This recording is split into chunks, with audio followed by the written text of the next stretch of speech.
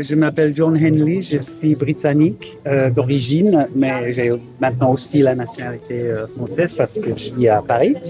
Et je suis le correspondant Europe d'un quotidien, un grand quotidien britannique qui s'appelle The Guardian.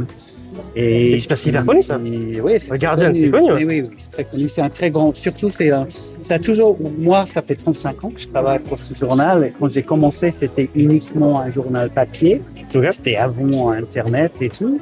Et c'était le 4e, 5e journal de la Grande-Bretagne. Mais avec Internet, on s'est vraiment beaucoup développé.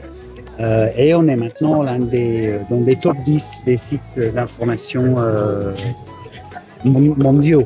On est avec la BBC, avec le New York Times. Et vous reportez tout type de sujets, vous avez des sujets spécifiques Je suis correspondant Europe, donc j'ai quasiment toujours été correspondant à l'étranger. Okay. C'est ça le style de journalisme que je préfère. J'aime beaucoup être dans un pays et vraiment m'insérer dans le pays et approfondir un peu et essayer de comprendre. On a des correspondants dans chaque pays qui couvrent l'actualité de ce pays-là pour les lecteurs du journal ou du site. Okay. Donc on a des correspondants à Berlin, à Bruxelles, à Madrid, à Paris, à Rome, etc. Et donc de faire des papiers plutôt transfrontaliers qui traitent de l'Europe comme un continent et pas comme une collection de pays séparés. Et donc, on trouve que c'est une bonne idée d'écrire et d'analyser un peu les approches des différents pays dans l'Europe pour essayer de trouver les meilleures solutions. Et du coup, vous êtes du coup au Festival de journalisme international à Couture. Oui. À Couture, c'est pas pareil, c'est pas Bruxelles, c'est Couture. Pourquoi Couture? C'est mon 5e ou 6e festival. Je suis vraiment le compte là. Et j'adore, j'aime vraiment beaucoup parce que je pense qu'on vit dans une époque où il y a de plus en plus de critiques et de plus en plus de méfiance envers les médias.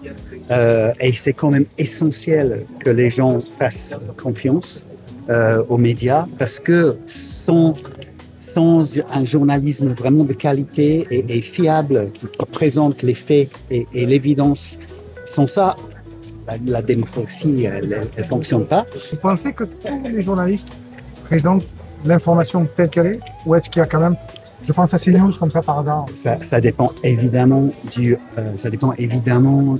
la publication ou de la chaîne télé. Une question, est-ce que vous avez toujours voulu être dans le monde du journalisme ou c'est genre en mode vous êtes écoutez, je suis journaliste depuis très très longtemps, mais j'avais fait plusieurs choses avant. Hein. J'ai étudié les langues, j'ai étudié français et allemand à la fac.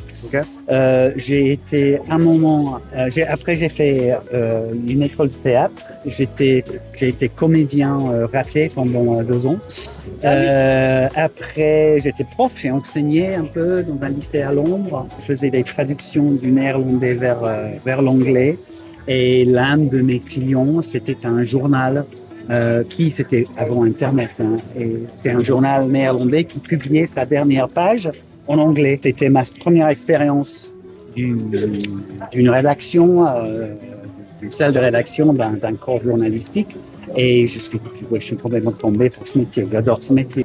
Vous pensez quoi du journalisme qu'il y a sur les réseaux sociaux? Ce qui est essentiel pour le journalisme, c'est d'aller là où se trouve le public. Et il se trouve que votre génération, vous êtes surtout sur les réseaux sociaux, sur Insta, etc. Je voudrais juste que tous ceux qui font de l'info travaillent avec la rigueur et la discipline et les normes de qualité que les journalistes professionnels qui travaillent pour les journaux de renom. On sait ce que c'est le bon journalisme, on sait ce que c'est le mauvais journalisme. C'est absolument pas nécessaire d'avoir fait une formation pour être journaliste, mais il y a ces règles-là qu'il faut suivre. Merci beaucoup, c'est gentil. Merci. Et on se retrouve tout à l'heure. Voilà. Merci beaucoup. Merci.